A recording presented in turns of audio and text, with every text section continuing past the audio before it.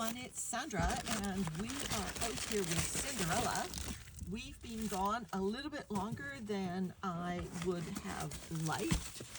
Now, we lost Prince Charming, and that's got to be one of the things we achieved today, is we've got to find Prince Charming. And so you can see that I've just been mounding things. Poor Cinderella. We did a harvest on her, and so this is all new material. Or mostly new material. As you know, I always leave some of the bin in here. So watch for Prince Charming as I turn up this zone and see if we can find my feeding zone indicator and see how the worms are doing. These are those bamboo leaves that I put in that were pretty well aged. This is what it looked like 2 weeks ago, just after the harvest. I'm still seeing them. They are lovely and well, I would say suitably moist. You can see there's no standing water at the bottom of the bin. Some of the leaves that were on the top are dry, but you know, I put bamboo leaves in both ends of the bin. The end that I fed, as well as the end that I was just replenishing the bedding. And so I'm interested to see. Oh, there he is. We found him. Yay. Okay, put him somewhere safe. So I'm interested to see how these bamboo leaves do. This is just obviously some old Amazon mailer that I want to use up. All right, let's look in. So for a new bin, a bin that has just been harvested, this looks pretty darn good. And so those bamboo leaves that were in the feeding area have just totally gone into this beautiful black rich material. The worms getting into it right away.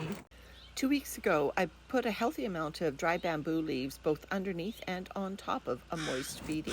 So I knew that the bamboo leaves needed moisture.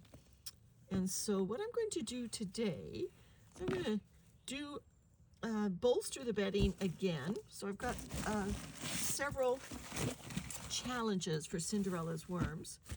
I'm going to give her some bamboo leaves again. And I knew that those bamboo leaves were too dry going in last time. And they, you can see they did much better in the feeding zone where they had that extra moisture. In fact, that's a stick. That's not a bamboo leaf. There's no discernible sign of them, except the ones that are dry. So I think that tells me moisture is the key.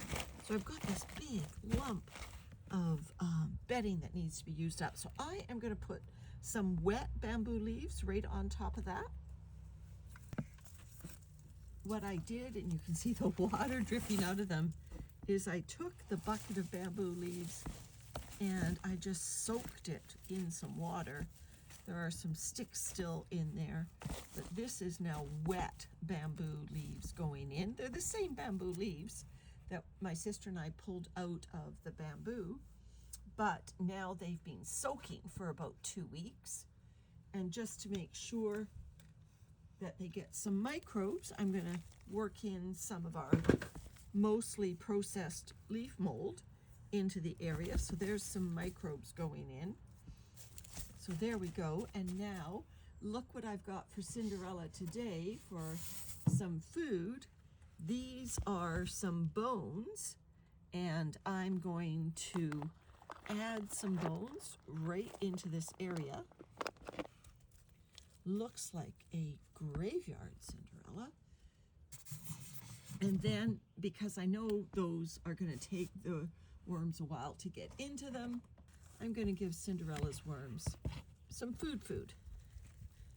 So there's some cilantro stems, a little bit of an onion peel, and whatnot. And I'm not going to give her extra grit. She's just going to get the bones. So top it up with some more bamboo leaves. I really want to use these up. They are soaking wet. Don't think that's going to be too much moisture though, because that cardboard or that Amazon mailer was very dry. Then I'll just pull her over like this just absolutely seal off that area and return Prince Charming to his rightful position as the feeding zone indicator.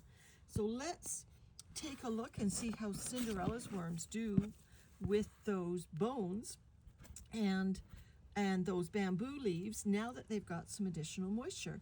Okay, everyone, thanks very much for watching. Bye for now.